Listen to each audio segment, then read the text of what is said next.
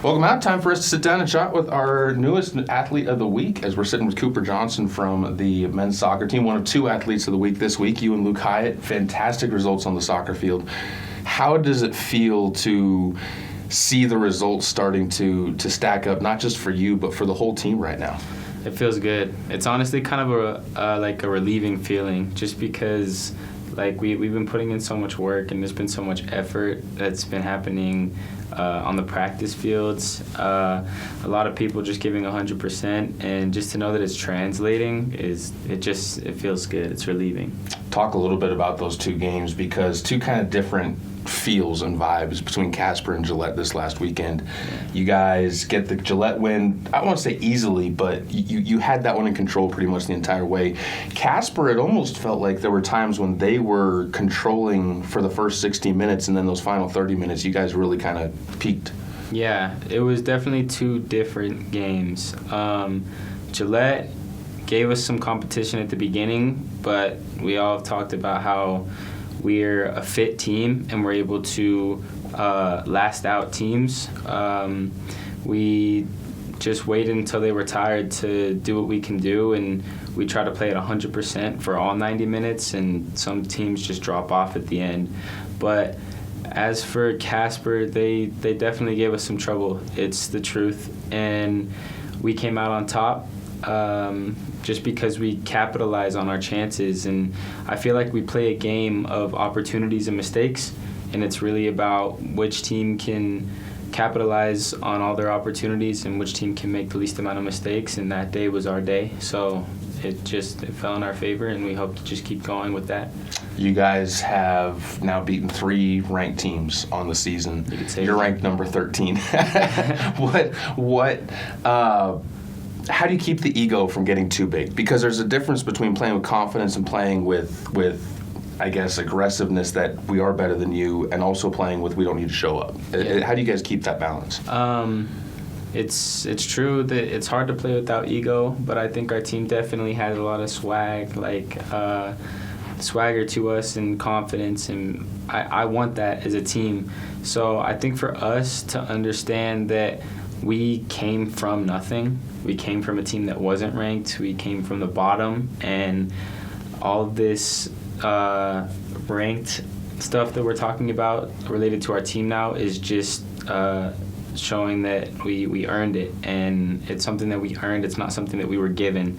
So to not have an ego, I feel like teams that would have an ego would be teams that had that already, had the ranked number next to their team name, and we didn't start with that. We started with nothing, and now to see it by our name is kind of just like a rewarding feeling. It's not really an egotistical thought. Well, for you as well, it's been kind of rewarding. You were telling me after the post game on Friday night about kind of the ability to get back out there and help with the team, and that's been a nice journey for you. But talk about your soccer journey overall, because you've had a pretty fun kind of experience in soccer, being able to experience it not just in the U.S. but overseas. Yeah. Well, I started the same as everyone else. I played club in high school. It was a lot of fun, but I figured out in my junior and senior year that I could do something with my career and be somewhere and be someone.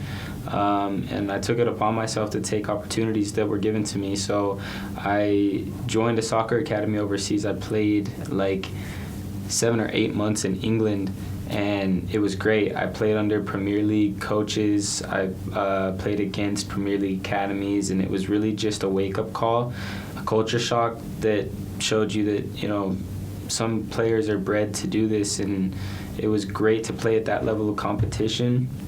And after I wrapped up that season, I kind of figured that I didn't want to live there anymore, so I came back here and played for a semi-pro team with Flatirons Rush, USL2. That was another environment where I wasn't the best player anymore, and we get to this level at our age where you're really not the best player on your team anymore. There's always going to be somebody that is willing to work as hard as you or has the same level of talent as you, and eventually it gets to the point where the small margin of players that want to give 100% all the way to the end can. So I'm really thankful for all the teams that I've been able to be a part of, and I'm excited for all the opportunities that I'm going to get in the future. But I need to remember that I'm here right now, and we just need to keep going with our season at Laramie. So we'll wrap it up with this, and that's looking ahead. You talk about challenging yourself. The next couple of weeks, you saw kind of the early challenge happening this week with that big circle matchup against Casper. Yeah. The next couple of weeks, you have some opponents that aren't necessarily going to be at the top of the region. What's the goal of the team in those type of matches to make sure that there's still stuff to work towards? The goal of the team is to not take the foot off the gas. It really doesn't matter who we play. I've spoken to Fernando, and Fernando's spoken to the team as well, to say, it doesn't matter who it is. It's a team that's standing in the way of our goals.